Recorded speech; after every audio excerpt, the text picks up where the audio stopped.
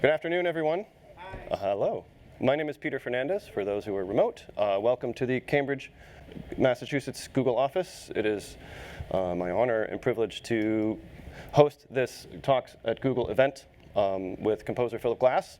So without any further details, it's my honor to welcome to the stage Mr. Philip Glass.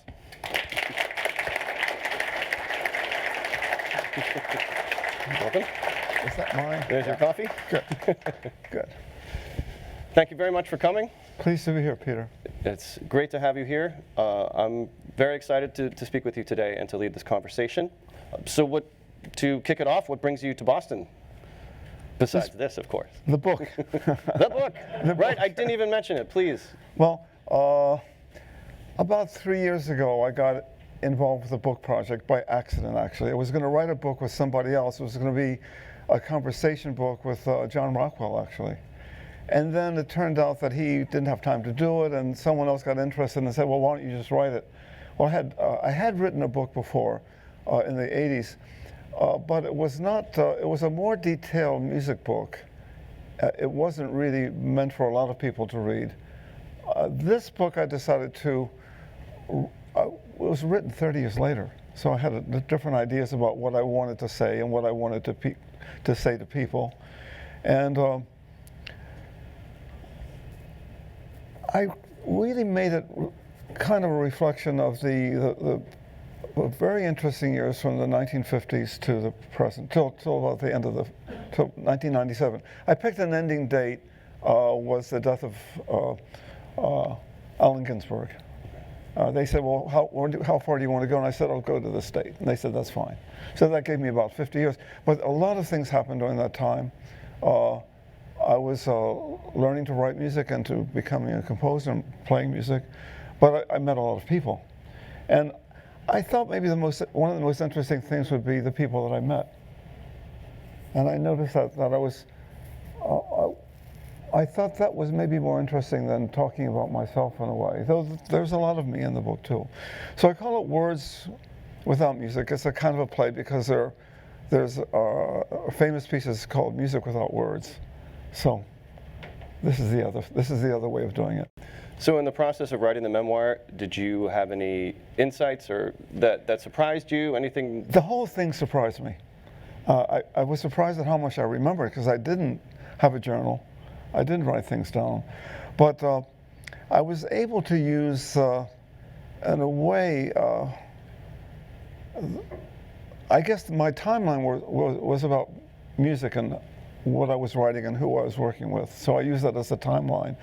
But all kinds of things were going on at that time, and I was surprised at how much I remembered, and I had to ask myself a lot of questions about what was I going to write about. What were things that I could say and couldn't say? The more I started out with a very narrow idea about what I would write about. I did a first draft, which was about 2/3 of what the book ended up being. And I left out a lot of things. And I showed it to the publisher, and he handed me back a completely annotated version of my first drafts. It was so complicated that I had to get another person to help me read it, who helped me then actually. And I said to my friend, well, what do you think of these notes? He said, these are really good notes. You should follow these notes. I said, I don't know how to do that. He said, well, I'll help you. Cool. So we went through the book and his questions, and I began to fill in the second draft. It went from 90,000 words to 160,000 words. It was a big change. And first of all, I spent a year not doing anything with it because I spent some time writing it. I spent a year not thinking about it, and then I went back to it after that into the third year. And then I began over again. But some things remained the same. Some things, the structure was there, but there was a lot of filling in that happened. I see. One of the things I did in the second book is when I began talking about music, my friend who was reading, he said, I was showing him, and he said, I don't understand this. And I said, well, let me rewrite it. And I I was trying to remember, I was trying to describe a piece called Music in 12 Parts and how it sounds. And I had to rewrite it 5 or 6 times because he said, I don't understand, And finally he said, oh, I get it now. I had gotten rid of almost every word about music in talking about it. I had to find other ways of describing it. And I found that that was that for many people that was a very good way of hearing about music. Instead of talking about the voice movement and the root changes and all, the technical stuff that, this is a composer too, by the way, so he knows what I'm talking about. Instead of talking about those kinds of things which you and I could talk about things that maybe you know about that too. But a lot of people might not be able to follow that.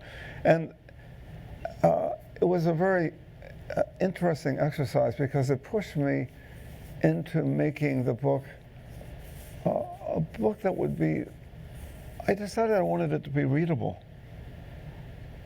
I wanted it to be as if I were talking, well, to anybody in the room. Sure. That is appreciated.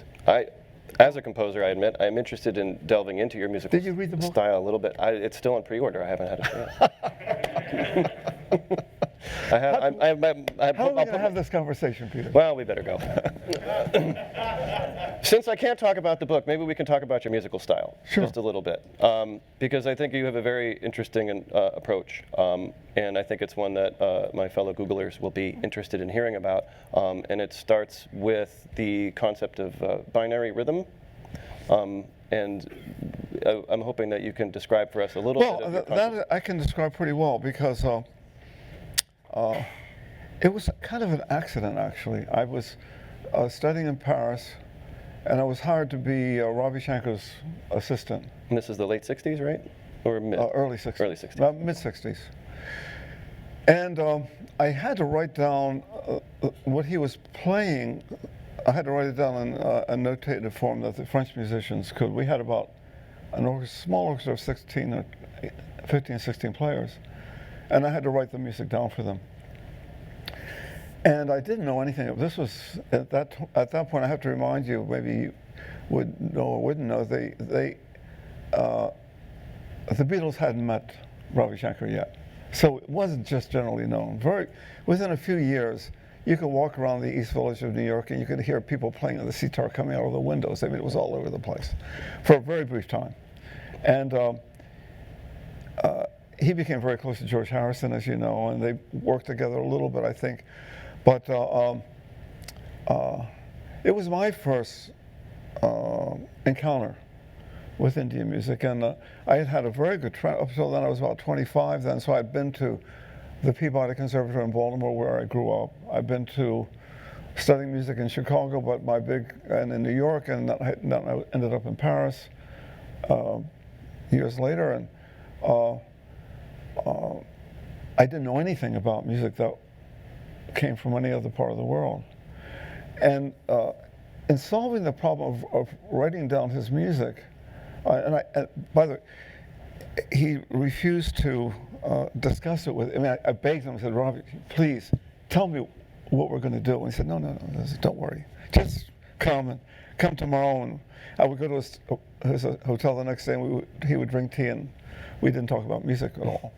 And finally, the day of the recording came, and the composition recording was the same day. It happened at the same time. And the musicians were sitting there, many of them, and they're waiting for the music, and he looks at the picture, and he plays the sitar, and I wrote it down, and he did it part by part, by the way, which is something I also picked up from him. From that experience, I began to write my music just one piece, one part at a time. In fact, for 10 years, I didn't write any scores at all. I just wrote the parts. Can you help clarify what that means to write Well, what it means is that, how can I explain that?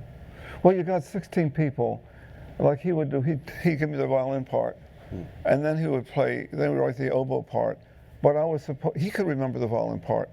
I had written it down, so I didn't have to remember it. He could visualize the whole score, part by part, without even seeing it. Wow. He had that command of his imagination that he could do that. And I had been learning that actually with a great teacher named Nadia Boulanger. And I was doing that using the Bach chorales. We were doing the same thing, but I had some background in that, and when he did it, and I was able to write it, I wrote other pieces, and then I played it, the musicians played it, and the first thing that his drummer said is that this doesn't sound right. The beats are in the wrong place. By that it meant that the rhythm didn't sound right. And I had very little time before I would have been fired, I figured. You know, they're all sitting there, and I had to get this done. And after a few faulted attempts, I erased all the bar lines, and all I had were lines of music, and I saw that they were all in groups of 2s and 3s. And I also noticed that I was very good at, once I got rid of the bar, I saw that every 16 beats you came to a place that everyone was together. And I said, what's this? And he said, oh, that's the psalm. That's the downbeat. He said, everybody plays different combinations of 2s and 3s, and they come together at this place. Now, basically, it was a binary system. 2s and 3s, 1s and 0s, same thing, same. The whole language, the rhythmic language of classical Indian music was a binary system. And I stumbled on it by total accident. I began to work with it, and it became the basis of the music that I began to write. Now, here's an interesting thing. And I've pondered this for a long time. I wondered why I liked the music and other people liked it, but as years go on, more people began liking it. And I noticed that a lot of younger people liked it. And I couldn't figure out why would I go to a concert. Usually when you go to a concert, the audience is the same age as the players. You may not have noticed this, but if you're a performer, you will notice this. Except in my audiences, they stayed young. And sometimes people will come with their fathers and their grandfathers. If you went now to see the Rolling Stones, you probably see a lot of people. You wouldn't see a lot of 20-year-olds there. Well, you might these days, you might. But you see a lot of people who grew up with them. And that's what it comes down to is that we don't know what we like what we know. That's basically, but what happened with me was that with this music I was writing, it seemed to be like an evergreen. It seemed to have young people all the time. And it suddenly occurred to me, I was talking in I don't teach formally, but I do talks like this from time to time. Mm-hmm. I was talking with an Indian tabla player. Kartik was his name.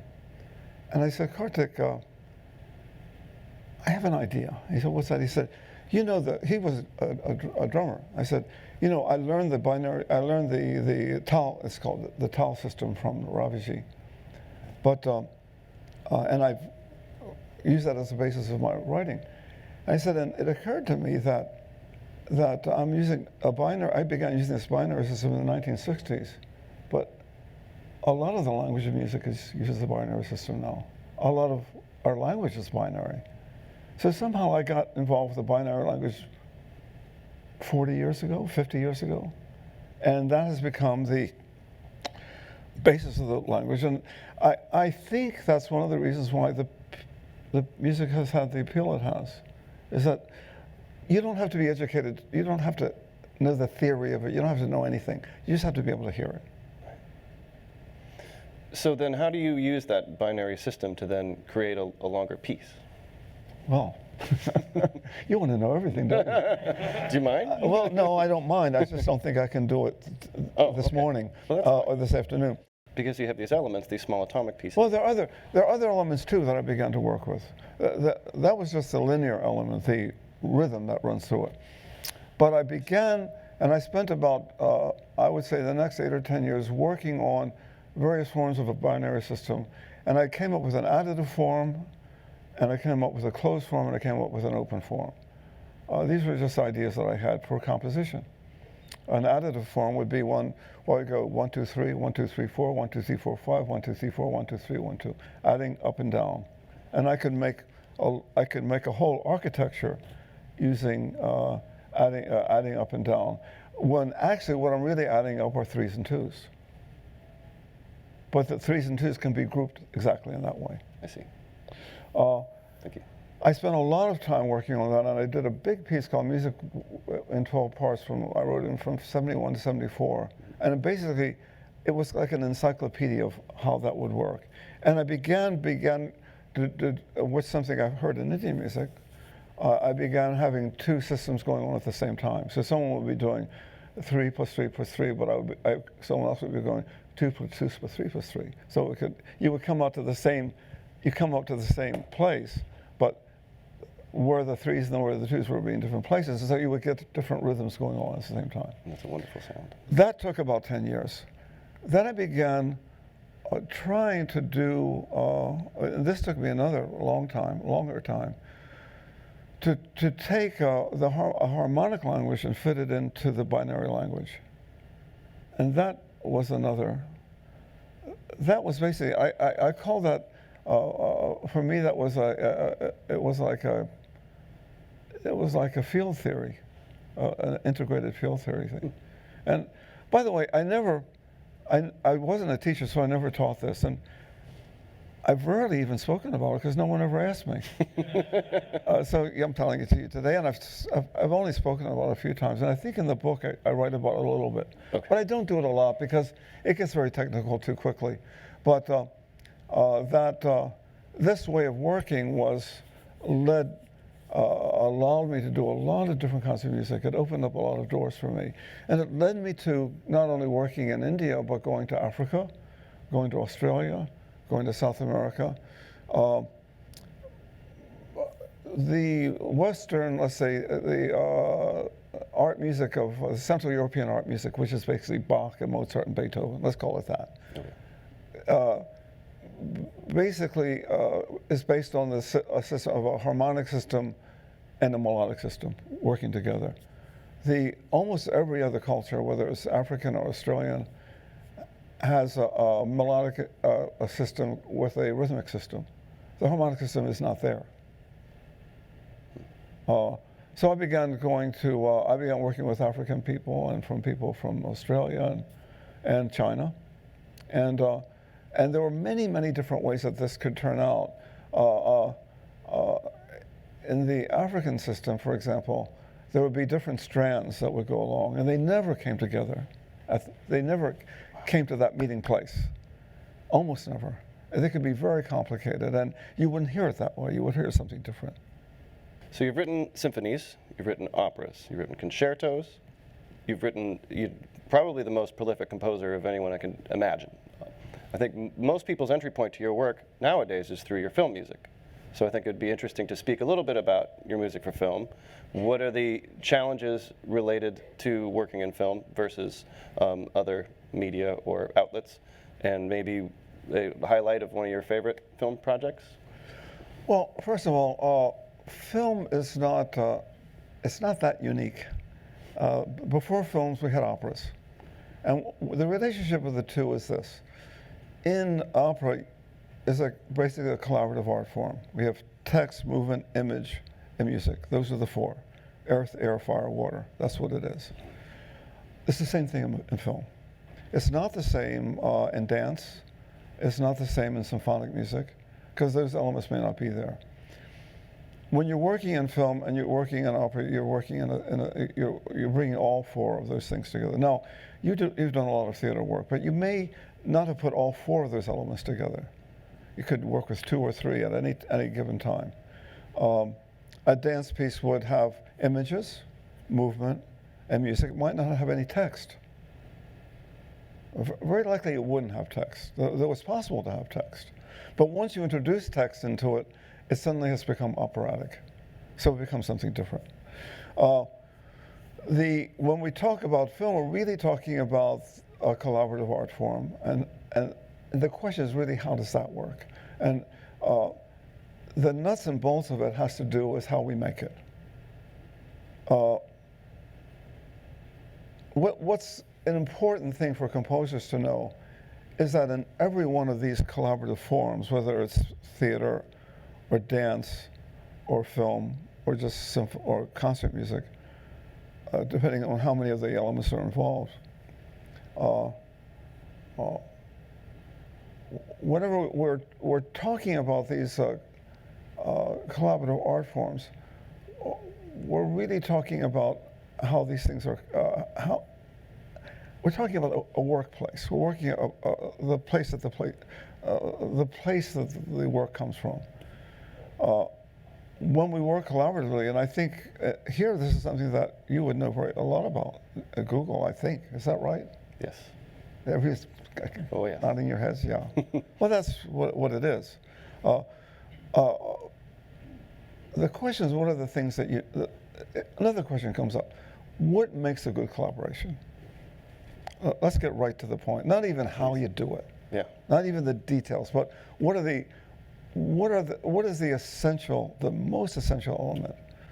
Would be the relationship of the people working together. Clearly, that would be.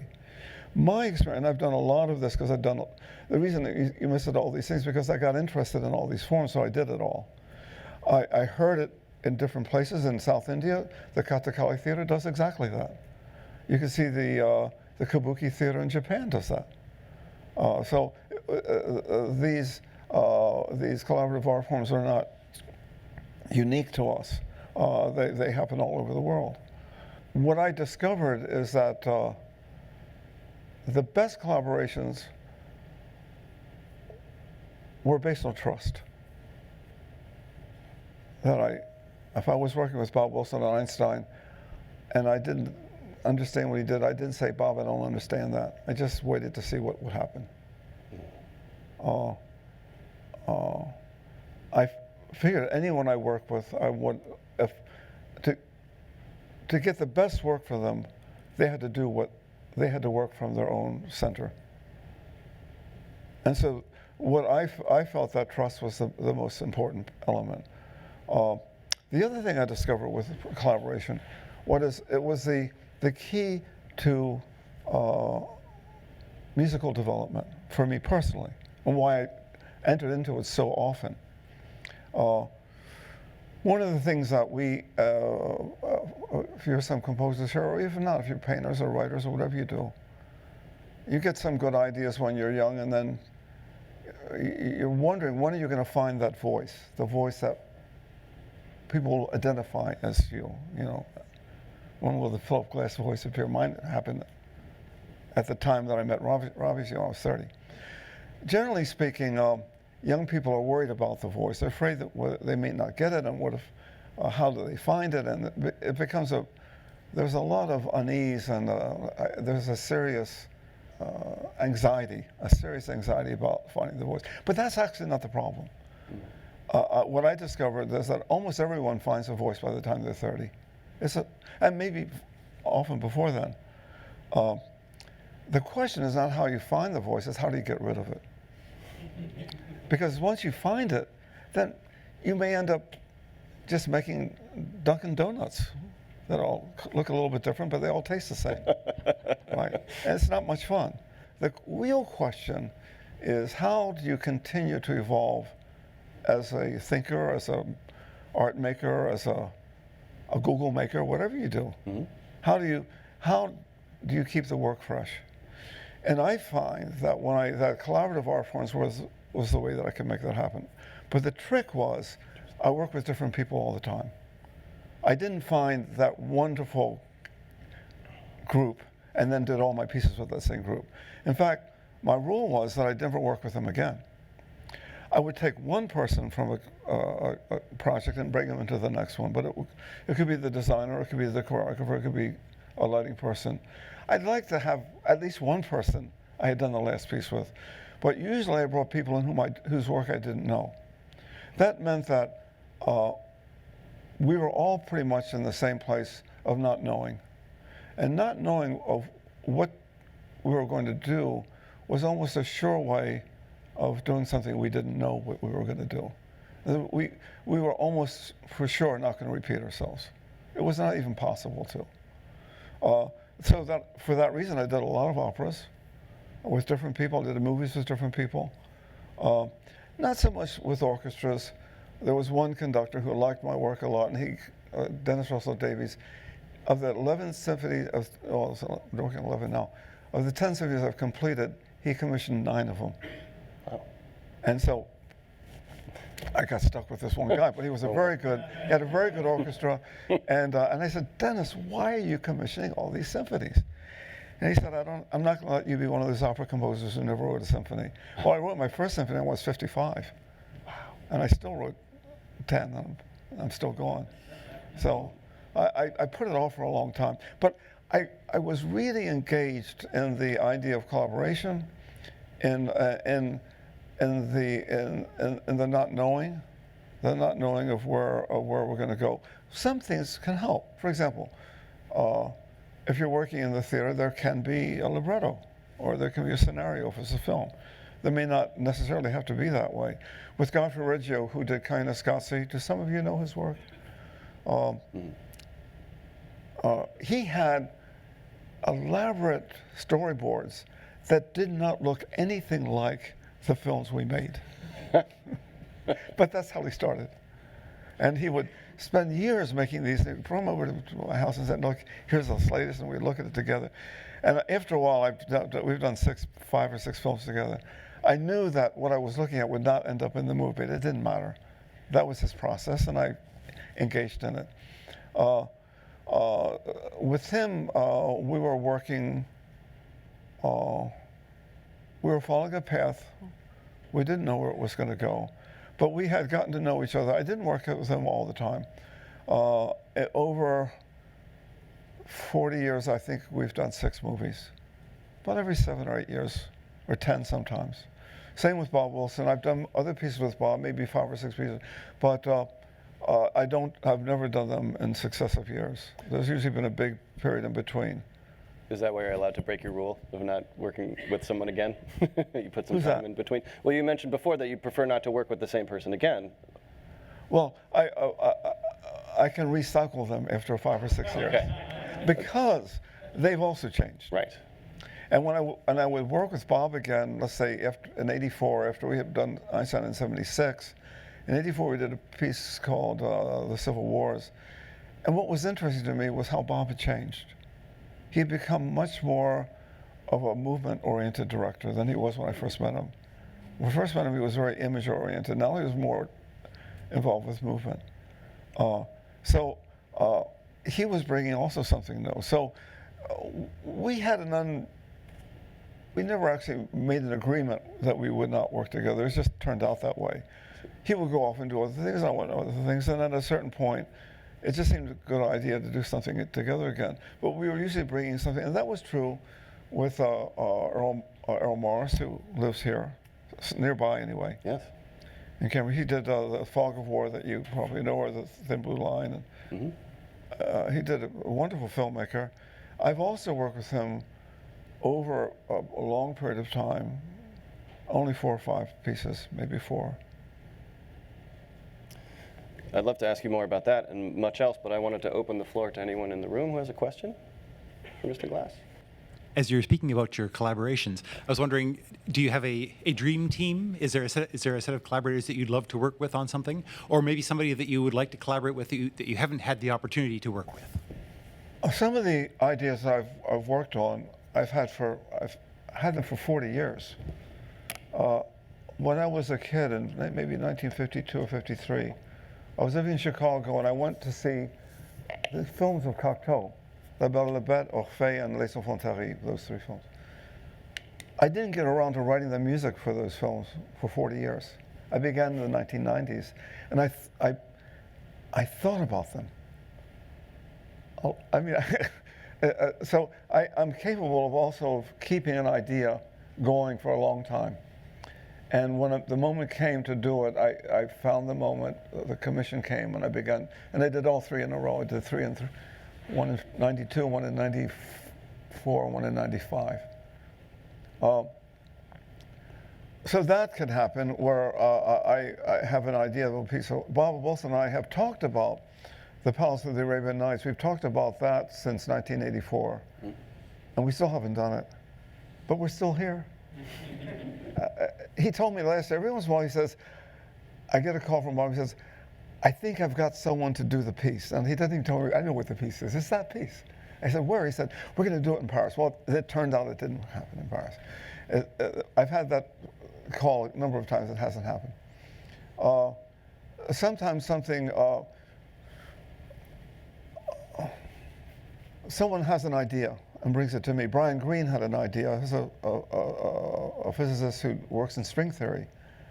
He said he'd written a children's story. Read it, and he said, "What do you think of it?" I said, "It's a nice story." It was called Icarus on the Edge of Time. It's about a little boy who gets caught in a black hole. He wrote it for his children. He said, "Do you think this could be made into a stage piece?" I said, "Yeah." And a year later, we had turned it into a piece for a narrator, and he was the narrator. Beautiful. He was a very good narrator.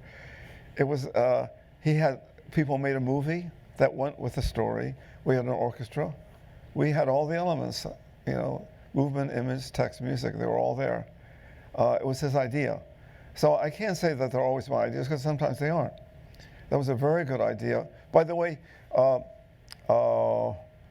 he just wrote to me that he's just written the sequel to it, which I'm supposed to be writing this summer, which I'm looking forward to. So that can happen too, that people can come with an idea. Twyla Tharp came with an idea for a piece, she's a dance choreographer. But often I have an idea for a long time. I've been thinking about a piece. I worked with Doris Lessing in the 80s and 90s, and there's a work of hers called the Memoirs of a Survivor. She passed away a few years ago.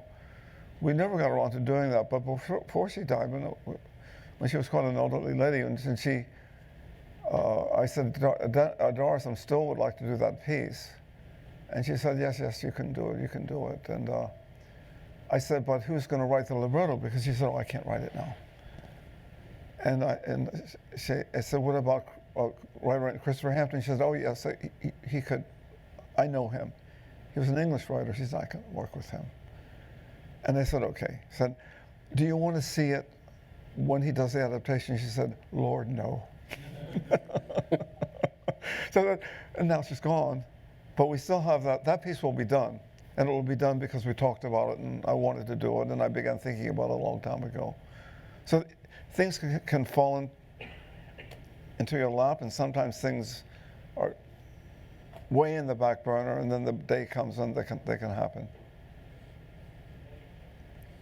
So a question from our online moderation system. So one of your trademarks in my mind are these portrait operas that you've done. So you have all of these operas. Can you see that? I've written operas about Einstein, Galileo, and Kepler. What about Newton? There's a problem with Newton. Oh, do tell. He never left home. He didn't go out of his house. He didn't like people. And there are no stories about him. I mean, he wrote a couple things, I think. Oh, yeah, some very, Principia Mathematica, yeah, sure. I knew that book. I read it when I was into that when I was a kid. So I got interested in science. I was very interested in science when I was a kid. I wanted to do astronomy, but I wasn't good at, believe it or not, and because it's easy to believe, I was good at arithmetic, but not at math. Now, as you know, there's a difference. Yes. I can count to 10 in a lot of different ways, but I couldn't really do the kind of mathematics that I would need to do.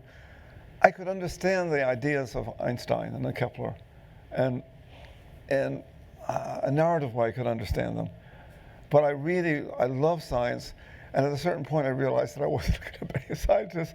So I became the composer who wrote about scientists, and I've done 4 operas about scientists. But Newton was not the 4th.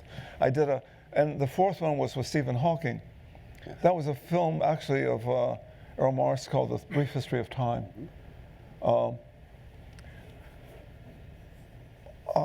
And then I've got a piece with Brian Greene, so you can say that's my 5th piece, with a 6th piece with the scientist. So I have a real, it's a love relationship with science. And is your approach to try to study them as a person? Well, the trouble with Newton is I couldn't figure out who he was. He didn't let anybody into his house. He was a misanthrope. He didn't like people. Well, that's a challenge, I guess. I could have said, okay, how do you write a piece about someone whom you don't know anything about? Now, that's an interesting idea, and maybe I can do that. You know? But until this moment, I've never even considered the possibility. We're happy to help. So, again, you know, you just mentioned that you wrote 10 symphonies since the age of 55. You've written all these operas.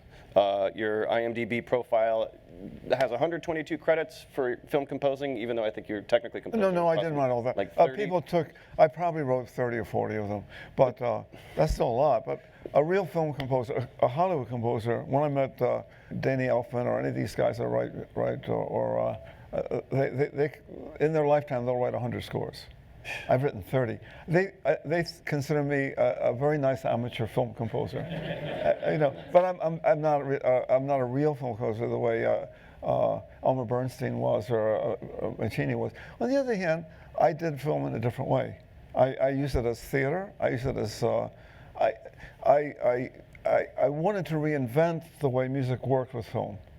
I didn't like I began working with film people, and you always come in at the end of the project. I wanted to find out what happened when the music came first or second, or when you worked at the same time. When we talk about film as a collaborative art form, because of the economics of film, it's hard to do it that way. We have a kind of a industry system of with pre-production, production, post-production. When this is written, when that's done, it's really, even independent films, large are very often done that way. Even though the big studios did it that way, because that way they could turn out a lot of films. It was just like a factory, and it is a factory. How it can be a very good factory. It doesn't mean you can't make a good movie. The odds start working against you, but you can make it. I work with Scorsese on the Kundun movie, or the Hours was a good movie. I mean, there are very talented people in the film world.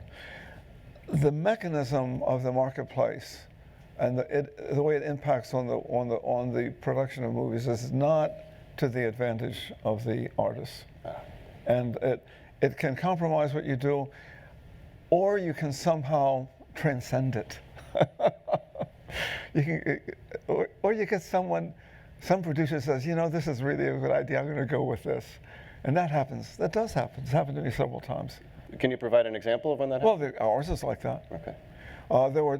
It's very common in Hollywood for a producer to fire a number of composers. When a film isn't going well, the first thing the studio does is they change the score, because that's the cheapest way of changing it. Really and truly. If you have to film it again, you get the actors back. It's a nightmare. The score is easy. It's only a couple $100,000 or whatever. It's not going to cost a lot of money. Compared to the budgets, the quickest way to fix, and it never works. In fact, I'm very honest with these guys, because I don't really, if they hire me, they don't, I don't really care. I mean, actually I like films, so I'd like to get the jobs, but I don't really work that hard at getting them. And someone says, I got a scene in this movie and it really doesn't work. I think the music can help me. I said, nope. I said, I can't fix your scene. Will you please just reshoot it? Just fix the scene and then I'll write the music. But to ask me to make their picture better, that's not what the music can do. I can work with them in a different way. I've enjoyed working with, there's so many gifted people. People say, oh, it's a terrible commercial business. I don't know. I don't know. How do you make a living? I mean, it's better than driving a cab. Better than a lot of things I've done. Which you did I did a lot of things. Yeah. That's the American story. The artists, your day jobs go on for years and years and years. But the rewards of filmmaking is the money. The government takes half your money anyway. It's hard to. If you don't really have a good time at it, it isn't worth doing it. I see. To be truthful, the money is not really. Almost nothing is about the money, in my opinion. We pretend it's the money, but actually, if it was just the money, you wouldn't be doing the job you're doing, I don't think. Am I telling you something you don't know? I don't think so. But the film war is interesting because there are so many elements that can come involved. Now we have sound design, and now we have sound effects, and these are bumping up against the music writing in not always a good way. Right. So we're having some problems with that there now. But my adventures with film began with with Godfrey Red Joe and then Earl Morris, and then I began to think, how can music and film be put together in a different way? And I took the films of Cocteau, and I stripped away the soundtracks, and I turned them into operas. And that was interesting. I would say.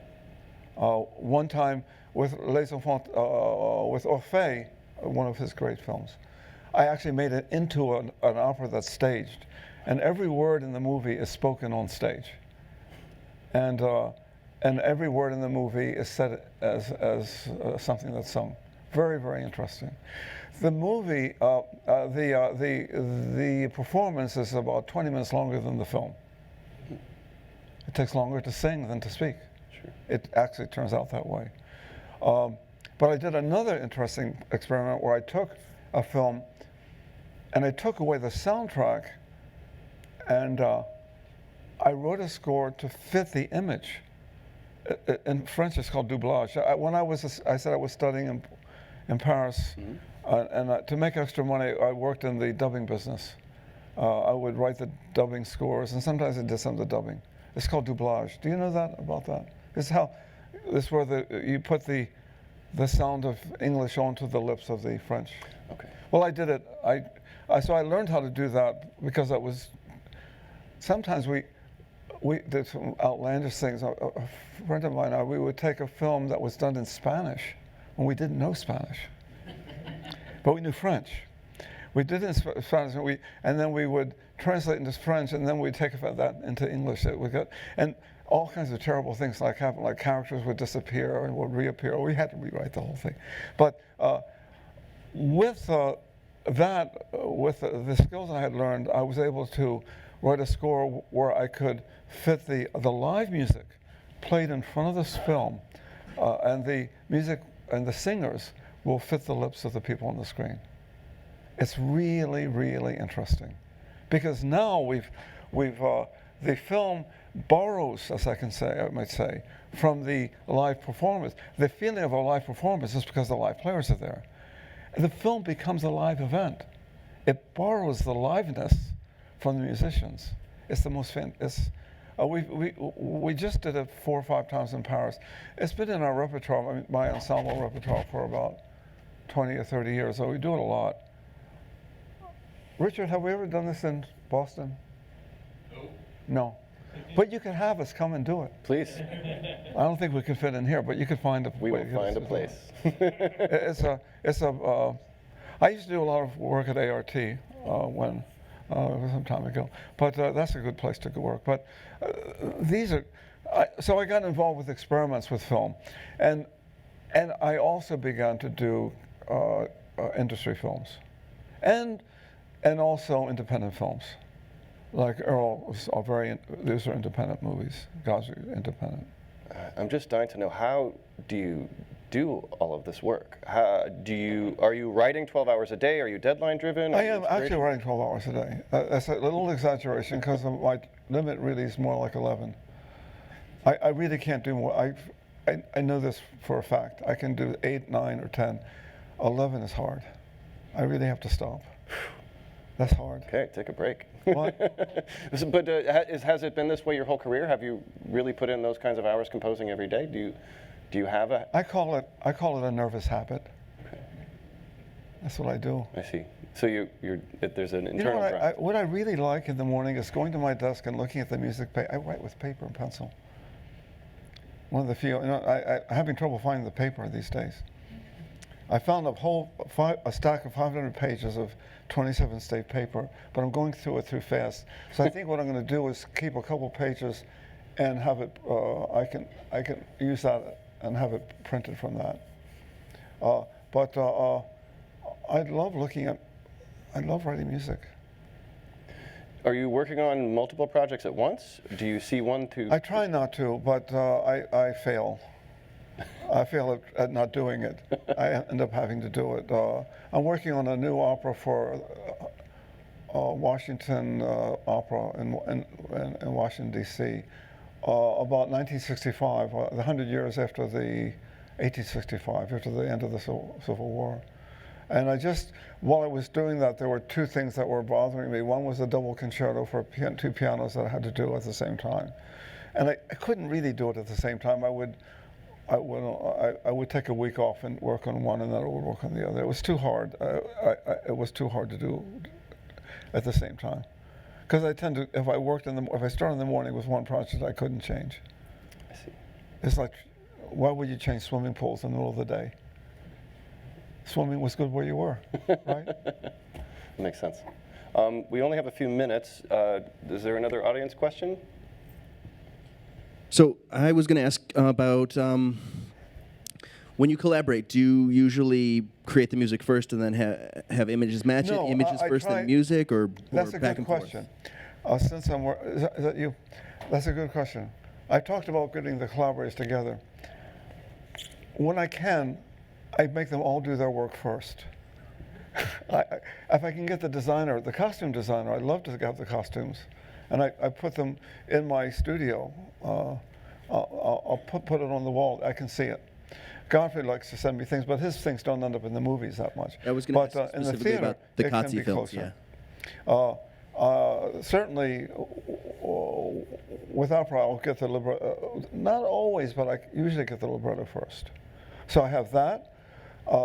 Then I want to know right away who's the designer, and I can look at models. Models will be made according to the libretto. And I start talking to the director about how much time we need for each. I work out as much as I can. I try to everyone to do everything first, and then I just write the music. It's not that hard. I know where it goes. I know how long it is. I know I have the words. So that's my preferred way of working. It doesn't always work that way. With film, it can work that way, but I'm not so happy. I'd rather work with a filmmaker when we're editing. I did that with Scorsese too, with Kundun. I was able to give him music while he was shooting, and Thelma Schoonmaker, his editor, was on with him, and I would send the music, and she was taking the dailies and putting together assemblages of the dailies 2 days after he shot, and he had the music right there. So it was really nice to work that way with him. It's hard to get Hollywood people, they won't do it. It's hard to get them to do it. It's hard to get anybody to do it, but that's why I've invented these other projects where I could move the music into a different position, where I could take a film that was 50 years old. I did a film score for Dracula, the Bela Lugosi version. It didn't have a score, and it was done just before the first talkies came out. So when they did that first, they didn't use any. There was no soundtrack, and I wrote one afterwards. It was I played that with the Kronos Quartet too. So I find other ways of working in film where I can reintroduce the film and reposition the work system, the way it works. With the industry films, it's very hard to change. Do you think about the audience much while you're composing? Do you imagine how people will receive your I work? do. I'm not supposed to, aren't I? No. But I do. I want to know if things are sung too fast, if we can understand them. I was just going over this opera I'm working on, and I'm thinking, I'm coming out of a scene with Lyndon Johnson. I'm going into a scene with Martin Luther King, and I want about 2 minutes in between. I don't want to go from one scene to the next. I want the impact of the Johnson character to be with you as an audience person. I want the palette to change. So I talked to the director about that just last night. I said, Tazwell's his name. I said, Tazwell, how much time do you need to do the changeover to this next scene? He said, oh, I can do it really fast. I said, no. How slow can you do it? He said, oh, well, I don't know. And I pointed out that I said, well, I would like to pace the music to the response of the audience, not just to how quickly we can make the changeover. That can be an issue, but if that's maybe not the only issue. So we talk about it that way. For sure, with orchestration, If I'm writing for a baritone, I won't have any horns playing at the same time. I'm never going to hear them. See. But those are the things you learn along the way. So you mentioned you still compose with pen and paper. Has technology crept into your process Lots. over the years? I mean, Lots of, I have, well, mostly have young guys who take the scores and they put it right into the computer. And they're pretty good, they're pretty fast. But one thing I discovered, I think you probably know this too. You know, one of the problems in music writing are, when we write it, are the mistakes that show up in the parts. That is not eliminated by computers. In fact, it gets worse. Mistake that if the computer makes a mistake, it can go on for pages. It can really screw up the works. So this is in the area of music we call music preparation. I have two guys working behind me, so to speak. I'm ahead of them. I'm a whole scene ahead of them. And they're still working on Act 1. I'm in the middle of Act 2. And they're working, I got two guys working as hard as they can. And I don't have to worry about my being late. I'm just worried about getting the music ready and into the hands of the librarian by September. And technology can be a help in many ways. You know, there are a lot of ways. One way is in the way we can move things around and the way we can lay things out, that whole part of it. And though I said there are problems with that too. The room for error is high. There's a big room for error, and you have to proofread that as if it. Sometimes, in fact, we have to go back. Often, I would say, we have to go back to my sketches. And what I've learned to do since I'm working with this technology now, I take my sketches and I number them, and I put, let's say, Act 1, Act 2, Scene 2, and I have the measure number on the side. And because, you know, for 3 months from now, someone's going to say, is that an oboe, said on measure 134 of the second act, is that an E or an F? I said, what do you have there? He said, I have an F. I said, I don't know. So I go back and I look at what I found out. This is interesting, Peter. I didn't know this would be true. If I can read my writing, which is also a question, the original thought will be the right thought.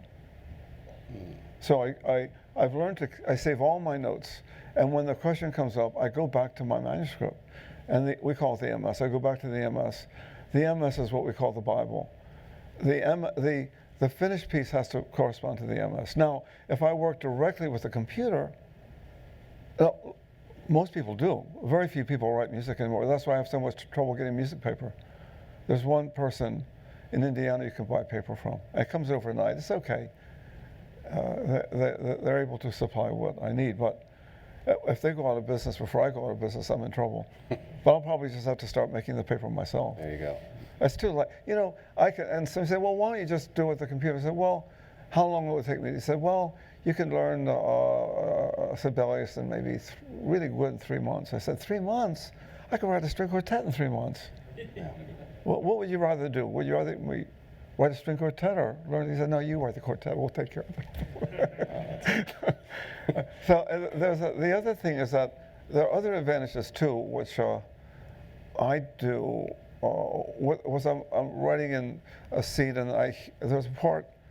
I see a phrase. I said, I think this. I'll be able to use that in the second act. I don't know where yet, but I know I'll use it. And I write it down, and I stick it on the wall along with everything else. My wall's full of paper, and when I come to that place, that piece will be there. Now I could do that with a computer, but what I really have, I have two fellows in their late 20s who are, one of them's a composer, one's a singer. It's great having a guy who's a singer because they do a lot of vocal work, and he can spot that stuff very easily. We have proofreaders, which we would need even if we were working directly with a computer. We would need a proofreader. There are maybe 2 or 3 proofreaders. Music preparation, the computer helps a lot. I can also do something else which is interesting. We can put I can take, let's say we took a whole symphony, we put it into the computer, we can play it back. It doesn't sound particularly good. We have synthetic instruments that play the sounds. But it has no dynamic quality, it has no emotional quality. But I can find the wrong notes right away. I can just look at it, I can look at the score, and I can see that there's a wrong note. Someone entered it wrong. I said, and I just marked the wrong notes. So I can check, I find that I can check, I can find mistakes very quickly with the computer by playing back with the computer, by playing back what has ended up in the computer, but I'm still using my ears to hear it. Well, I don't know if everybody does. I don't know what, actually, to tell you the truth, I don't know what anyone else does anyway. I don't teach music, so I don't have students around. The guys that work with me often are composers, and they're usually learning about filmmaking, and they're learning about a lot of things. There's a lot to be learned in a very active studio, the kind that I have. Well, the book is called Words Without Music, available at Porter Square Books, and available here for $10. Now you can get Words Without Music without composer. We'd prefer you were here, though. So thanks very much for your time and for this really unique experience. Happy to be here. Pleased to be here. Thanks very much for being here.